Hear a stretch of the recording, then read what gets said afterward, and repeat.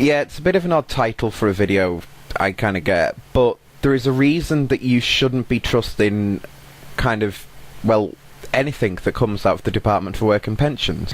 In a couple of videos on this channel I've spoken about something which is called Workfare, and it's something that I've not actually done a full video on because it's never been something that I've actually been involved in, but I think it's about time that we spoke up about this issue and a little bit louder than we are already doing. The idea behind the work programme is that a person who's been unemployed for a certain amount of time would be kind of going on this programme. I believe it's still classed as non-mandatory, but it is. But the idea behind it is that this person would go and work for a certain amount of time in a shop, doing whatever tasks, or it could be in an office, it could be anywhere, and they wouldn't be getting paid by the company for doing this, but they would gain this work experience. When a person goes off to work in one of these companies that has these multi-million pound profits, the company itself doesn't pay a penny towards that person, and this is a person that is expected to work full-time hours, and these can literally be night shifts, day shifts, 12-hour shifts at a time, even longer in some cases. It's an absolute disgrace.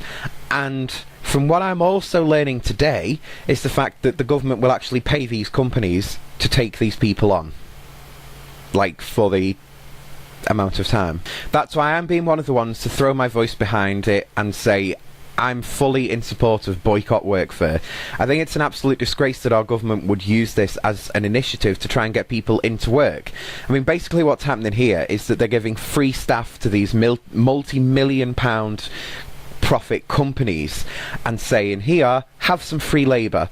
And these people are still expected to live on what the government pays them. So if that person is over 25, it's £71 a week. If they're under 25, then it's £53 a week. That's a full-time wage, is it really? Is it? Now, it's usually at this time that people will turn around and say, well, yeah, but they also get the rent paid, and they also get the council tax paid, and they get like loads of other benefits as well. But the truth of the matter is, if I was still living at home with my parents, I don't have an official contract with them. I actually can't claim housing benefit. If I was living with friends, I wouldn't be able to claim it. So you can't really count it as getting the rent paid, because in a lot of cases these are kids that are still living at home that are expected to go and do a full-time job on £53 a week. Is that really acceptable? The whole thing of workfare is having a damaging effect on the job situation as it currently stands in the United Kingdom, and there is no two ways about it. Now, through the boycott workfare programme and through other people who add their voice to it and say, do you know what, while you're getting all this free labour, I'm not coming into your shop, I'm not going to spend money with you.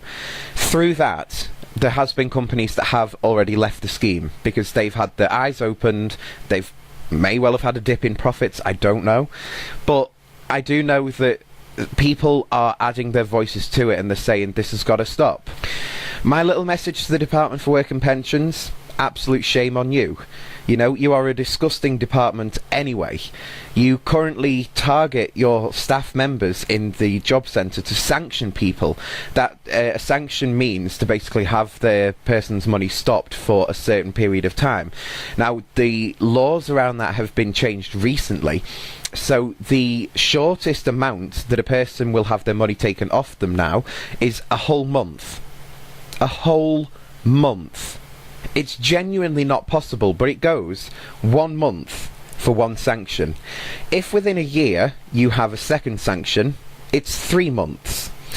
If you have a third sanction, it is 3 years that the Department for Work and Pensions will expect you to live on fuck all. Now, tell me about this bit. The Department for Work and Pensions expect you to live on fuck all. Now, British Gas, who supply gas and electric, do they not charge you when you're on a sanction? Oh, that's right, because all of the supermarkets, they give you free stuff because you're on a sanction, don't they?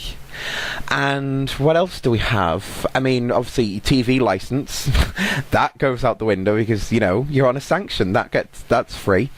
Your rent, that's obviously, you don't pay a penny for that. Your council tax, your general maintenance for things that break, it's all for free because you're on a sanction. Only, it's not, is it? What is needed here is an overhaul of the system, because as it currently works, people are not going to be getting into paid work as they need to do. It's just not going to happen. The whole system needs a complete shake-up. For starters, these sanctions need to go. You know, you are sanctioning people, you are taking money off the most vulnerable people in society, and they literally are, because they're on a stupidly low income anyway. Even when the Department for Work and Pensions does pay them, they're on a stupidly low amount anyway. And you know what? You want people to get into work while you're giving these companies who hire people free labour. It's not going to happen. If you would like more details, then have a little look in the video description bit below. I'll put the link to the Boycott Work For website. You can go and have a look at their blog, and it makes for some truly incredible reading. I will also give you the link to their Twitter, and you can go and get some more information. There is a current hashtag as this video is being uploaded. What is the hashtag? It is hashtag W2013. Go and have a look at the hashtag. It will be in the video title bit while the topic is trending. Get involved in this, people. This is something that is not right, and it's something that needs to change, and the only way that we can change it is with literally the power of the people. Get involved.